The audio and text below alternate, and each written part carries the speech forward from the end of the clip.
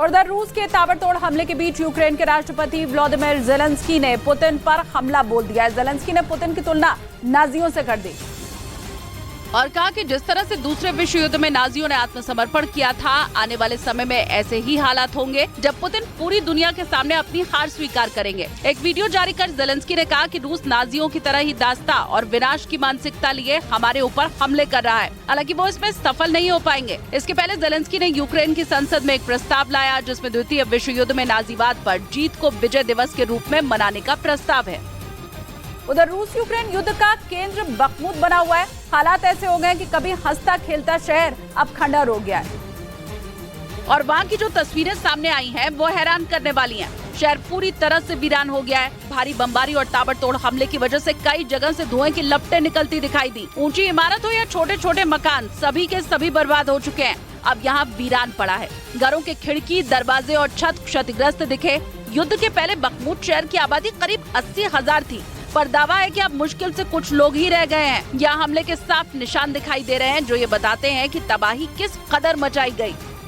और इस तबाही के पीछे वैगनर ग्रुप का सबसे बड़ा हाथ है। पुतिन ने मिशन बखमुत की कमान वैगनर ग्रुप के प्रमुख येवगेनी प्रिगोजिन को सौंप दिया और येवगेनी प्रिगोजिन के आदेश पर वैगनर ग्रुप ने बखमुत को शमशान बना दिया है। दावा है कि ताबड़तोड़ हमले की वजह से बर्बाद हो चुके बखमुत पर वैगनर ग्रुप का कब्जा हो चुका है। वैगनर प्रमुख खुद समय समय पर वीडियो जारी कर इस बात का दावा करते रहे हैं। हालांकि हाल ही में येवगेनी प्रिगोजिन ने एक वीडियो में रूस के खिलाफ गुस्सा दिखाया था और हथियारों की सप्लाई नहीं होने की बात कर बखमुत से वापस लौटने की धमकी तक दे डाली। लेकिन अब एक बार फिर से वैगनर ग्रुप बखमुत में आगे बढ़ रहा है और दावा है कि वैगनर ग्रुप के कब्जे में बखमुत का सिर्फ 2 किलोमीटर हिस्सा ही बचा है, जिसे उसके लड़ाके बहुत जल्द जीत लेंगे। हालांकि वैगनर ग्रुप को अब भी रूस से गोला बारूद की सप्लाई का इंतजार है। बखमुत ज़ेलेंस्की के हाथ से फिसल सकता है। पश्चिमी मीडिया के मुताबिक इसका डर वहां लड़ रहे यूक्रेन के ही एक कमांडर ने जताया, क्योंकि रूसी सेना ने बखमुत पर अब तक का सबसे तगड़ा प्रहार किया है और इसी वजह से वो बखमुत के एक एक इलाके पर अपना झंडा गाड़ते जा रही है। रूस ने दावा किया कि उसकी सेना ने बखमुत के 2 और जिलों पर कब्जा कर लिया है। रूस के मुताबिक इसके बाद बखमुत के एक बहुत बड़े हिस्से पर उसकी सेना का कंट्रोल हो गया, जिससे पुतिन की फौज का हौसला काफी बढ़ गया। उसने हमले और भी तेज कर दिए। जिसके बाद बखमुत में लड़ रहे यूक्रेन के कमांडर ने आशंका जताई कि रूस कुछ ही घंटे में वहां की जंग खत्म करना चाहता है, ताकि विक्ट्री डे पर पुतिन को एक अच्छी खबर दी जा सके। कुछ ही घंटों में रूस में विक्ट्री डे परेड होगी। ये दिन वहाँ 1945 से मनाया जा रहा है। सोवियत संघ की उस वक्त के नाजी जर्मनी पर जीत को याद करने के लिए रूस की फौज परेड करती है और कहा जा रहा है कि ऐसे ही खास मौके पर पुतिन की सेना उन्हें ये बड़ा तोहफा देने वाली है। बखमुत की जंग को 8 महीने से भी ज्यादा हो गए। वहां रूसी सेना और वैगनर ग्रुप के लड़ाकों को काफी नुकसान उठाना पड़ा है, लेकिन इसके बाद भी रूसी सेना ने अपने कदम पीछे नहीं खींचे, क्योंकि 14 महीने से चल रही जंग के दौरान पुतिन के हाथ मारियोपोल छोड़कर और कुछ नहीं लगा। यानी पूरे यूक्रेन को जल्द ही जीत लेने का दावा करने वाली उनकी सेना 14 महीने में सिर्फ एक शहर पर कब्जा जमा पाई। माना जा रहा है कि इसी वजह से बखमुत में वो पीछे हटना नहीं चाहती, क्योंकि लड़ाई अब सिर्फ बखमुत शहर को ही जीतने के लिए हो रही है। रूस के दावे के मुताबिक बखमुत का बहुत बड़ा हिस्सा उनके कंट्रोल में है।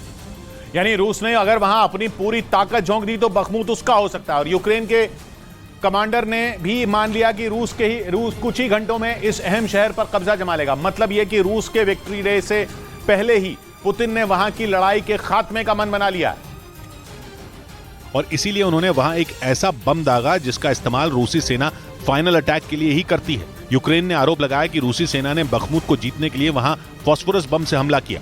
ये बम इतना खतरनाक है कि ये इंसान की चमड़ी तक गला देता है। रूस ने इससे पहले फास्फोरस बम का इस्तेमाल मारियोपोल की जंग में भी किया था। तब रूसी सेना और चेचन लड़ाके यूक्रेन की अजोव बटालियन के आगे पस्त हो रहे थे, लेकिन रूस ने इस बम को वहां दागकर ये बता दिया था कि उसके इरादे कितने खतरनाक हैं। मारियोपोल में फास्फोरस बम के इस्तेमाल के कुछ ही रोज बाद वहां रूस का कब्जा हो गया था। पुतिन की फौज ने फास्फोरस बम का इस्तेमाल बखमुत में भी कर दिया। यूक्रेन की सेना ने आरोप लगाया कि रूस ने फास्फोरस बम से रिहायशी इलाकों को निशाना बनाया।